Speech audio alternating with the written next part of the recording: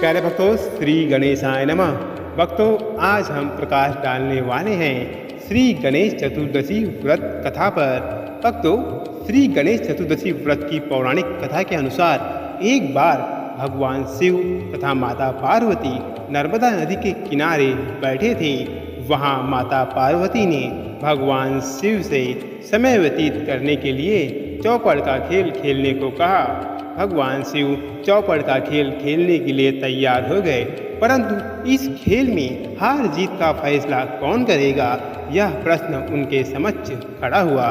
तब भगवान शिव ने कुछ तिनकों को एकत्रित कर उसका एक पुतला बनाकर उसकी प्राण प्रतिष्ठा कर दी और पुतले से कहा, बेटा, हम चौपड़ का खेल खेलना चाहते हैं, परंतु हमारी हार जीत का फैसला करने वाला कोई नहीं है, इसलिए तुम बताना कि हम दोनों में से कौन हारा और कौन जीता। उसके बाद भगवान शिव और माता पार्वती का चौपड़ का खेल शुरू हो गया। यह खेल 3 बार खेला गया और संयोग से तीनों बार माता पार्वती ही जीत गई। भक्तों, खेल समाप्त होने के बाद बालक से हार जीत का फैसला करने के लिए कहा गया। तब उस बालक ने महादेव को विजयी बताया।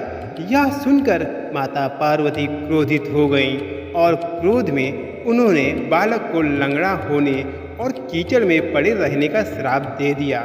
बालक ने माता पार्वती से माफ़ी मांगी और कहा कि माता, यह अपराध मुझसे अज्ञानतावश हुआ है, मैंने किसी द्वेष भाव में ऐसा नहीं किया।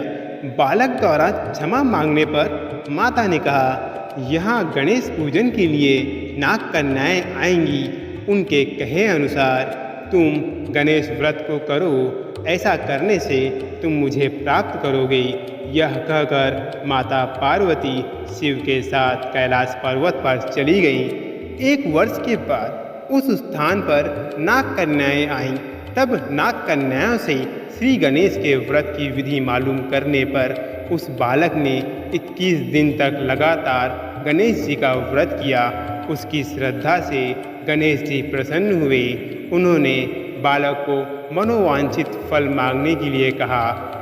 उस पर उस बालक ने कहा, हे विनायक, मुझ में इतनी शक्ति दीजिए कि मैं अपने पैरों से चलकर अपने माता पिता के साथ कैलाश पर्वत पर पहुंच सकूं और वे यह देख प्रसन्न हों।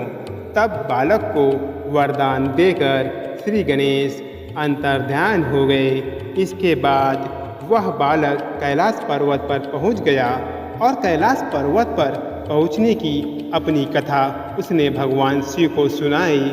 चौपड़ वाले दिन माता पार्वती शिव जी से विमुख हो गई थी, अतः देवी के रुष्ट होने पर भगवान शिव ने भी बालक के बताए अनुसार 21 दिन तक श्री गणेश जी का व्रत किया। इस व्रत के प्रभाव से माता पार्वती के मन में भगवान शिव जी के लिए जो नाराजगी थी वह समाप्त हो गई। तब यह व्रत विधि भगवान शंकर ने माता पार्वती को बताई। यह सुनकर माता पार्वती के मन में भी अपने पुत्र कार्तिकेय से मिलने की इच्छा जागृत हुई। तब माता पार्वती ने भी 21 दिन तक श्री गणेश का व्रत किया तथा दुर्वा, फूल और लड्डुओं से गणेश जी का पूजन अर्चन किया। व्रत के 21वें दिन कार्तिकेय स्वयं माता पार्वती जी से मिलने आ गए। उस दिन से श्री गणेश चतुर्दशी का यह व्रत समस्त मनोकामनाओं की पूर्ति करने वाला व्रत माना जाता है। इस व्रत को करने से मनुष्य के सारे कष्ट दूर होकर मनुष्य को समस्त सुख सुविधाएं प्राप्त होती हैं।